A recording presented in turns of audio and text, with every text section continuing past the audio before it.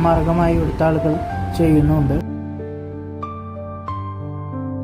അന്നത്തെ ദൂരം അങ്ങ് അറബിക്കടലാണ്.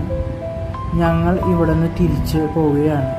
ഈ ഭാഗത്തായിട്ടാണ് പെരിയാറിൻ്റെ സംഗമ സ്ഥലം എന്ന് ഗൈഡ് ഞങ്ങളോട് പറഞ്ഞു.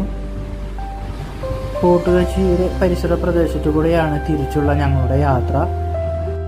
അങ്ങകലെ വാട്ടർ മെട്രോ സ്റ്റേഷനും നമുക്ക് കാണാൻ സാധിക്കുന്നു. ഇതിലെ എല്ലാം വാട്ടർ മെട്രോയും സർവീസ് നടത്തുന്നുണ്ട്.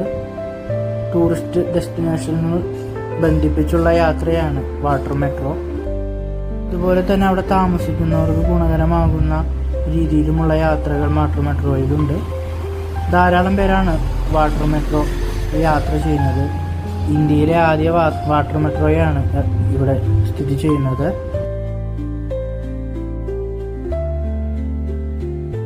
അങ്ങ് ദൂരെ വിദേശികളെ ആകർഷിക്കുന്ന അറബിക്കടലാണ്.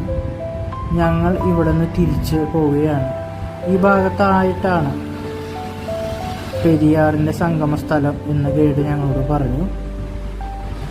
ഫോർട്ട് കൊച്ചിയുടെ പരിസര പ്രദേശത്തു കൂടെയാണ് തിരിച്ചുള്ള ഞങ്ങളുടെ യാത്ര. അങ്ങകലെ വാട്ടർ മെട്രോ സ്റ്റേഷനും നമുക്ക് കാണാൻ സാധിക്കുന്നു. ഇതിലെ എല്ലാം വാട്ടർ മെട്രോയും സർവീസ് നടത്തുന്നുണ്ട്. ടൂറിസ്റ്റ് ഡെസ്റ്റിനേഷനുകൾ ബന്ധിപ്പിച്ചുള്ള യാത്രയാണ് വാട്ടർ മെട്രോ. അതുപോലെ തന്നെ അവിടെ താമസിക്കുന്നവർക്ക് ഗുണകരമാകുന്ന രീതിയിലുമുള്ള യാത്രകൾ വാട്ടർ മെട്രോയിലുണ്ട്. ധാരാളം പേരാണ് വാട്ടർ മെട്രോ യാത്ര ചെയ്യുന്നത്.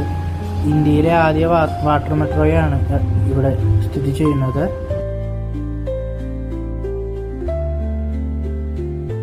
അങ്ങ് ദൂരെ വിദേശികളെ ആകർഷിക്കുന്ന 3 സ്റ്റാർ ഹോട്ടലുകളും സ്ഥിതി ചെയ്യുന്നുണ്ട്.